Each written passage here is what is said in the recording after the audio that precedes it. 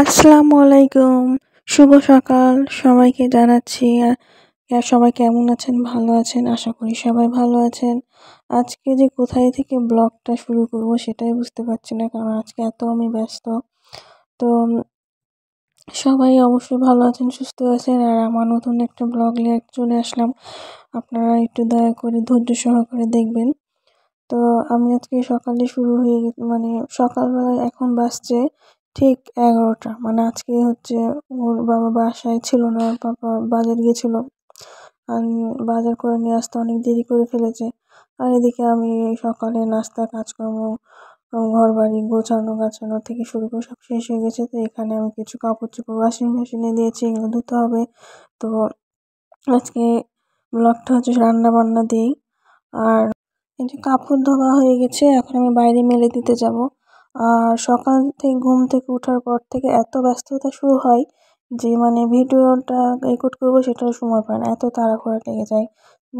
বাচ্চারা স্কুলে যেতে হয়, টিফিন বানাতে হয়, টিচার পড়াতে আসতে হয়, নাস্তা তৈরি করতে হয়, এইসব করতে করতে অনেক সময় লেগে যায়। তো এইভাবে আর আমি ক্যামেরা ধরি, আমি নিজে নিজে ক্যামেরা মোবাইল ধরি আর ভিডিও করি।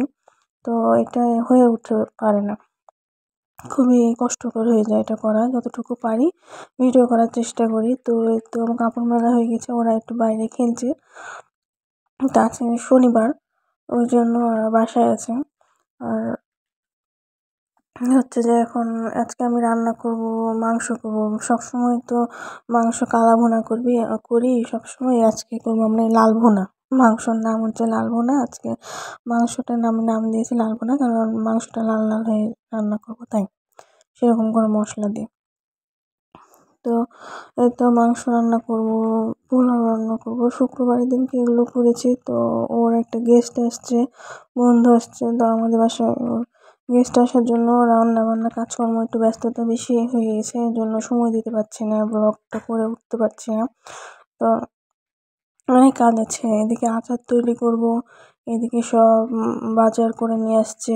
এই বাজারগুলো আমি হচ্ছে সবগুলো যেটা যেখানে সেখানে গোছগাছ করলাম, আর কি মশলা তৈরি করতে হবে। তো আজকে অনেক অনেক কাজ পড়ে গেছে আমার জন্য। তো এই জন্য হচ্ছে যে এতটা মাংস রান্না হয়ে গেছে আমার। আর এর আগে কিছু ভিডিও করেছি, তো এগুলো গেস্টের জন্য করেছি। এটা হচ্ছে লাঞ্চ করবে, লাঞ্চটা করা হয়ে গেলে আবার ডিনারের জন্য প্রিপারেশন নিতে হবে। তো ওই যে লাল ভুনা মাংস, শসা, সালাদ, পটল ভাজা, তারপরে পোলাও।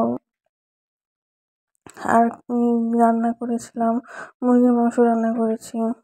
এগুলো হচ্ছে যে মানে এইভাবে দিতে মানে টেবিলে নিয়ে এসে সাজাচ্ছি, আর এদিকে কাজ করছি, তো ওই জন্য হচ্ছে না। তারপরে যে মাছ ভাজা এগুলো করবো। আর এদিকে মুরগির মাংসটা তো আমি গরম পানির মধ্যে ভিজিয়ে রেখেছি, এটা গরম পানি লেবু দিয়ে দিয়ে ফেলবো, তারপরে রান্না করবো। এদিকে পেঁয়াজ তৈরি হয়ে গেছে।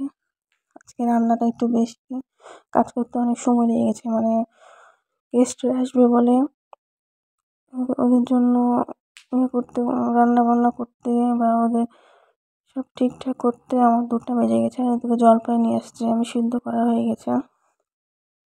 এর আগে একবার আচার করেছি, ওটা একটু শেষের পথেই। তো এটা হচ্ছে গোটা গোটা রান্না করব। আর এদিকে গেস্টরা খেয়ে চলে গেছে, আমাদেরও সবার খাওয়া হয়ে গেছে। তো আমি আবার রাত্রে ডিনারের জন্য প্রিপারেশন নিচ্ছি, যে বসে থাকলে হবে না, যেহেতু নিজে হাতে একাই কাজ করি। আর যত তাড়াতাড়ি কাজ করে কমপ্লিট করবো ততই ভালো। এদিকে আমি অসুস্থ হয়ে গেছি, যেহেতু শীত চলে আসছে।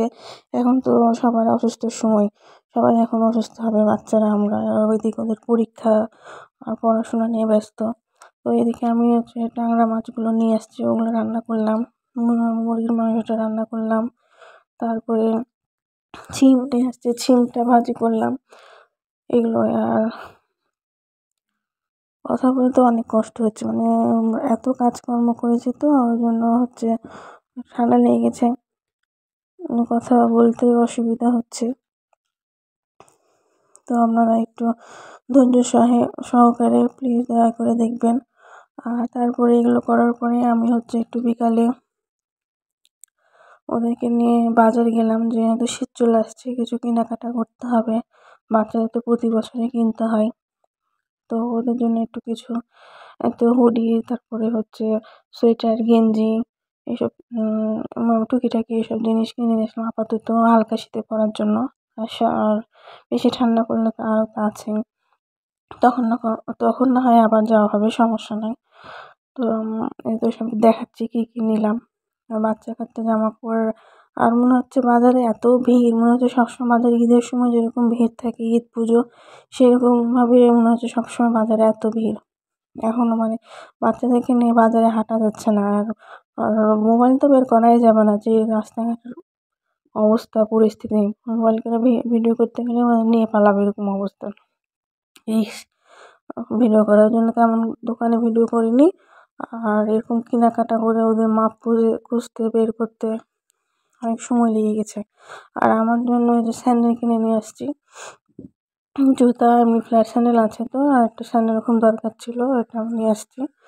তো এই স্যান্ডেলটাই কিনলাম। তো নিয়ে আসার পরে আমার বাড়িতে আসতে সন্ধ্যা হয়ে গেছে। তো আমি বললাম যে আগে চা খাই, যেহেতু আমার গলার কন্ডিশন ভালো না, ঠান্ডা লেগেছে, খুবই খারাপ অবস্থা। যদি চা না খাই তাহলে এনার্জি পাবো না, আরও অনেক কাজ বাকি আছে, ওগুলো করতে পারবো না। তো ওরা বাজার থেকে একটু খেলাধুলা। প্রতিবারই শীত আসলে আমি অসুস্থ হয়ে যাই, এবারও একই কাজ হয়েছে। কথা বলতে বলতে এমন অবস্থা হয়ে গেছে, হাঁপিয়ে যাচ্ছে, মানে কথা বলা যাচ্ছে না, এমন অবস্থা হয়ে গেছে। তো ওদেরকে বললাম যে তাড়াতাড়ি খেলা শেষ করো, পড়তে বসো। আর এদিকে গেস্টরা আসবে, খাওয়া দাওয়া করবে।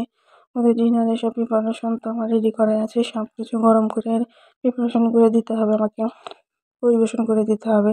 আর এদিকে যত কাপড় চোপড় কাচা হয়েছে সেগুলো সব তুলে নিয়ে এসে সুন্দর করে রাখা আছে, এগুলো ভাঁজ করবো। রাত্রে হলেও আমার মাপ নাই, কত কাজ আছে। এগুলো সব এই একটা মাছের মশলা করা হয়েছে, মাছ রান্না করা মাছের মশলা, এখানে ধনা জিরা দিয়ে ভাজা হয়েছে। এটা হচ্ছে ধনা জিরা ভাজা, এটা মাছে দিয়ে। আর এটা হচ্ছে মাংস রান্না করার জন্য স্পেশাল মশলা, এটা ব্যবহার করতে হয়। এখানে যে এলাচ, ধনা, জিরা, মেথি, তেজপাতা, মানে গোলমরিচ, মানে যত রকম 10-12 রকম মশলা ভেজে ব্লেন্ডার করবো। আর এদিকে আচারটা তৈরি হয়ে গেছে। আর এর আগে যে আচারটা করেছিলাম ওই পর্যন্ত, এই শেষের দিকে। তারপর এদিকে আবার আমাদের গাছে লেবু আছে, লেবুর আচার, এটা আমাদের গাছের লেবুর আচার করেছি। দেখালাম যে লেবুর আচারটা করেছি, প্রথম করেছি আমি, তো দেখছি হয়েছে, ভালোই হয়েছে। তারপরে আবার হচ্ছে দুধ গরম করছি, বাচ্চাদেরকে দুধ দিতে হবে। আর রাত্রেবেলা ওদের সবার একটু কিছু না কিছু খাওয়ার অভ্যাস আছে, মিষ্টি জাতীয়। যা বললাম যে আমি পায়েস রান্না করি, তো দুধ দিয়ে পায়েস রান্না করলাম, এটা গেস্টরাও খেতে পারবে। তো তো আমার এত সাধারণ একটি ছোটোখাটো ব্লগ, আশা করি আপনাদের সবার ভালো লাগবে। আর ভালো লেগে থাকলে অবশ্যই সাবস্ক্রাইব করবেন, আর আমাকে সবাই সাপোর্ট করবেন। আর চেষ্টা করব আমি নিত্য নতুন ভিডিও দেওয়ার। তো আজকের মতো। আর আমার বড় ছেলে অলিম্পিয়াডে পুরস্কার পেয়েছে, সেটা আপনাদেরকে শেয়ার করলাম। আল্লাহ হাফিজ, ধন্যবাদ।